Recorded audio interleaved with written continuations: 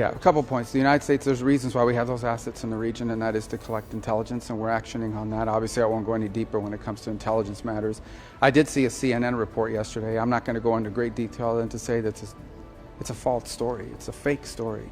And what's happening now is people with a business card that has a government email on it become sources because they don't know, they're not even in the know. So they either have an agenda or they want to make themselves important.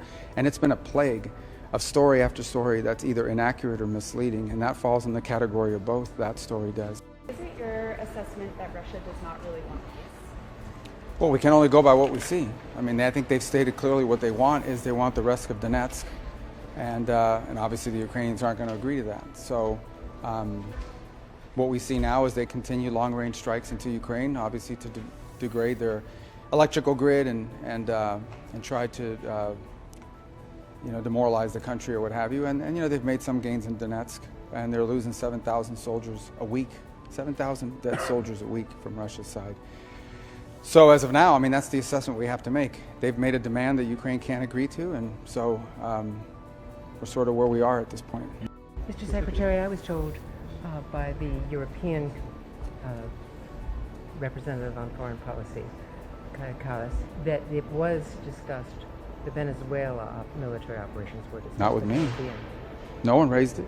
I mean, no one in the meeting raised it. It was raised in meetings. Not with me. They didn't raise it with me. They may have raised it among themselves, but they all came now from CELAC or whatever they were at. But it didn't come up once in any of the gatherings that we had, either last night or today. And will the Saudis get a security deal that is better than the deal that Qatar previously got? Well, we're still working through all that. I mean, obviously, all that will be announced just prior to or during the visit. But we'll have some good agreements to sign with them. A lot of progress has been made since the president's visit there. So we're working through that. I feel good about where it's at. There's still a few things that need to be tightened up. Nothing has happened in this entire process that has impeded our ability to identify drug boats and strike them. Without getting into details on the you mentioned that.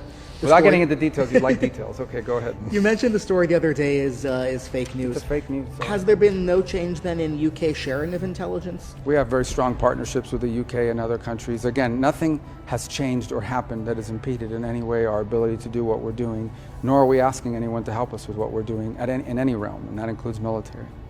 It clearly was a terrorist attack, and it was a car loaded with highly explosive materials that detonated and killed a lot of people. But I think they're doing a very good job of carrying out an investigation, and I think when they have facts, they'll release those facts. So, but clearly, I mean, we're aware of the potential that it has, and so we spoke about that a little bit today, the potential that it has to become something broader.